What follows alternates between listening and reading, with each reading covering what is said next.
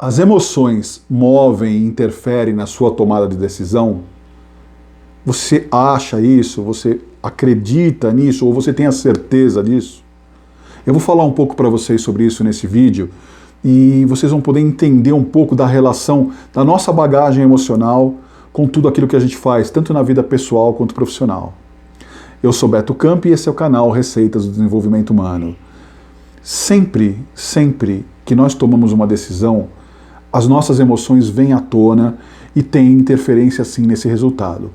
Porém, há pessoas que têm um autoconhecimento muito maior, trabalham continuamente o equilíbrio emocional e, consequentemente, têm a inteligência emocional a ponto de poder equilibrar esse cenário e ponderar entre razão e emoção, tomando as melhores decisões. Não há, ao meu entendimento, nenhum termo ao qual a gente possa falar, olha, somos 60% emoção ou somos 70% razão, que é o melhor dos mundos. Não. A melhor forma, o caminho mais adequado ainda é e ainda será como consequência para resultados você manter o equilíbrio. Então o que eu quero dizer? Haverá situações onde você vai ter que ponderar tanto a sua razão quanto a emoção presente para poder decidir e fazer aquilo que é mais assertivo. Haverá outras situações onde você vai encontrar uma questão que o emocional deve prevalecer um pouco mais, que o emocional vai fazer a diferença na tomada de decisão e vai te mostrar um lado muito mais humanizado. Então, por exemplo, como é que eu faço nesse caso, Beto? Então você utiliza 60% da sua emoção, ou 70%, vamos dizer assim, dependendo do cenário, e vai usar 30% ou 40%, também dependendo da questão, conforme eu falei, para colocar razão. Da mesma maneira, ao contrário, se aquela situação já é uma questão emocional e se você colocar muita emoção nela, ela vai destoar para um lado que não deve acontecer, você vai prevalecer a razão. Então você vai colocar ali 60% de razão, 70%, 80%, se for o caso, mas sempre deve prevalecer um pouco da emoção, que leva o quê? Ao nosso entendimento da humanização. Então como é que isso influencia, por exemplo, para nós? Se você é um gestor, você é um profissional de vendas e você está ali naquele dia de trabalho, vamos pegar um cenário de venda, você está na sua loja, no shopping, você acordou animado, você ama a empresa que você trabalha, você é treinado, é capacitado, seu gestor é ótimo, porém, você teve naquele dia um desentendimento com a sua namorada ou seu namorado. E por mais que nós não devemos misturar essas questões pessoais e profissionais, devemos saber separar, no nosso interior, na parte intrínseca, vai estar presente. Então o que acontece? Entra um cliente, de repente, mal-humorado, um cliente também que teve problemas, e de repente ele dispara contra você. Você está quase fechando a venda, mas ele é grosseiro com você de alguma forma, faz uma piada ou um comentário que te tira do equilíbrio emocional, você esquece de saber como negociar, e aí a emoção vai prevalecer, você acaba estourando e sendo grosseiro com o cliente, uma coisa que de repente você queria falar para sua namorada ou para o seu namorado, comentar ou demonstrar uma insatisfação, você acaba fazendo isso com o cliente. E aí gera um problema maior, porque o cliente vai reclamar de você, seu gerente vai advertir você, é a marca da empresa que ficou ruim e você fica como um profissional problemático para os outros colegas. Mas, Beto, isso não deveria acontecer por uma questão pessoal e as pessoas deviam me conhecer, de fato. Mas a gente sabe que na prática não é assim. Nós sabemos que tudo isso envolve porque as outras pessoas também podem estar numa sintonia diferente da sua. E a grande maioria vai estar. Nós vamos ter uma sintonia homogênea constantemente. E às vezes ela é heterogênea em todos os aspectos. Você tem 10 funcionários, 10 vão estar com uma emoção e com uma ação, com uma postura diferente. Como você vai ter aquele que está com a emoção à flor da pele, engajado e forte, lida muito bem com os momentos de adversidade e vai para cima e faz a situação acontecer. Tem outros que vão ter a questão da emoção prevalecendo no momento da venda, no momento do trabalho, ou pode até vender bem, mas aí fica de cara amarrada no trabalho, não consegue produzir o que produz um dia que está normal.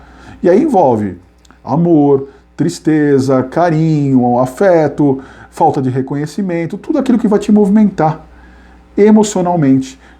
E se você tem um histórico, então, de uma bagagem emocional negativa, se você passou, por exemplo, uma empresa onde você sofria assédio moral, que o dono da empresa maltratava, tomava posturas incorretas, Enfim, a questão que você traz naquela bagagem emocional é tão grande que se você não estiver preparado para lidar com as suas emoções constantemente, quando você ouvir um outro gerente, um marido, ou até mesmo uma pessoa de fora falar em tom elevado com você, você vai entrar em pânico, ou vai ficar agressivo, ou na defensiva, dependendo de cada pessoa, porque a sua emoção falou mais alto. Então, por isso é importante você ter a razão e a emoção equilibrados, porque a emoção ela não vai deixar de bater, você vai sentir. O seu corpo, a sua mente vão receber aquela sensação. Só que quando você está equilibrado, a sensação bate e você fala, caramba, eu já vivi isso, então eu já sei como é que é. Eu já passei por esse cenário, então eu posso lidar com isso de uma maneira melhor. Eu não preciso me alterar, eu vou tentar explicar para aquela pessoa por que eu agi assim, vou tentar entender daquela pessoa por que ela agiu assim comigo. Veja como a relação é muito melhor. Por que você percebe, às vezes, quando você está na rua, infelizmente no trânsito ali, uma pessoa fecha a outra, ou quase bate o carro, as pessoas explodem? Porque elas estão com uma bagagem emocional alta, com uma quantidade de emoções alta e prevalecendo. Às vezes eles estão no trânsito tão tensos, que a emoção está ali 80% e a razão é 20%. Aí ele vai, por que ele faz? Quase bateu o carro, xinga, explode, tem aquela atitude totalmente tribal. E aí, quando a razão vem, depois que aconteceu, discutiu, mas o que eu fiz? Não devia, precisava ter feito isso. Caramba, né? Ofendi a pessoa. Como tem gente também que prevalece no grau de emoção e continua achando que fez tudo certo. Então leve isso, por exemplo, para um cotidiano profissional. Você deixou de vender, você não atingiu uma meta, você não cumpriu os compromissos que precisava, você deixou de entregar um relatório gerencial, ou na reunião de planejamento estratégico a sua sugestão não foi bem aceita. Então todos nós precisamos estar preparados para isso. Tanto quem faz a crítica, quanto quem recebe a crítica. Emissor e receptor tem que ter uma conversa limpa, transparente. E como é que a gente melhora isso? Melhorando o nosso comportamento, melhorando o nosso autoconhecimento, entendendo aquilo que nós temos como qualidade e entendendo aquilo que nós temos como agente limitador. E trabalhar esses agentes limitadores para que a gente possa sempre evoluir e compreender esse cenário. Então você, com esses poucos, a gente pode ficar falando sobre isso aqui por muito tempo, dar uma conversa sensacional, porque é um contexto muito legal, e trabalhar com gestão de pessoas te facilita isso, né? De você compreender lá do comportamental, de compreender as suas facilidades, de lidar com as suas imperfeições de uma maneira muito legal, de frente a frente, cara a cara com elas e melhorar. Então é um assunto bem extenso, eu estou tocando alguns pontos, mas você consegue em cima desses pontos perceber que a emoção interfere sim na tua tomada de decisão? O quanto a emoção vai modificar aquilo que você faz? Às vezes nem é aquilo que você queria fazer, às vezes você sabe o caminho correto. Só que a tomada de decisão foi influenciada tanto pela sua bagagem emocional, pelo seu contexto de análise de vida, e aí entra também, valores éticos, morais, as questões, os princípios da pessoa. Você pega uma pessoa religiosa, ela vai ter um valor moral muito diferente, talvez, de quem não tem uma religião, e aí gera aquele conflito. Então, a gente vai bater nesses aspectos. A emoção, a gente já sabe que interfere? Interfere. Então precisamos trabalhar o quê? O autoconhecimento, ter empatia, respeitar e melhorar a nossa comunicação. Ter uma comunicação correta, ter uma comunicação assertiva e que atinge todos os graus e questões de pessoas. Ramona, essa aqui é a Ramona Ramones aqui ela está fazendo a comunicação dela, tá vendo? Essa é a comunicação do felino. Quando ela quer comer, ela faz isso. Então é a maneira dela se expressar, dela se comunicar. Ela está fazendo emitindo o som, já que obviamente ela não consegue falar, ela emite um som para avisar que ela está com fome, ou que acabou a ração, ou que ela quer que troque a água, enfim. A gente consegue pela questão do condicionamento, da postura condicional do animal.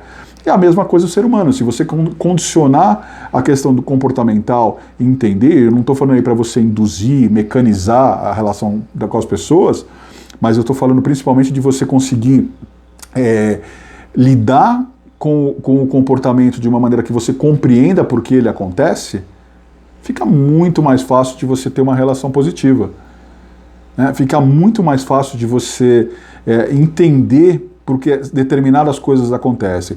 Existem, claro, aquelas pessoas que têm um comportamento já ruim, que têm uma tendência maldosa, que fazem coisas por questões pessoais e não medem esforços para conseguir o que querem.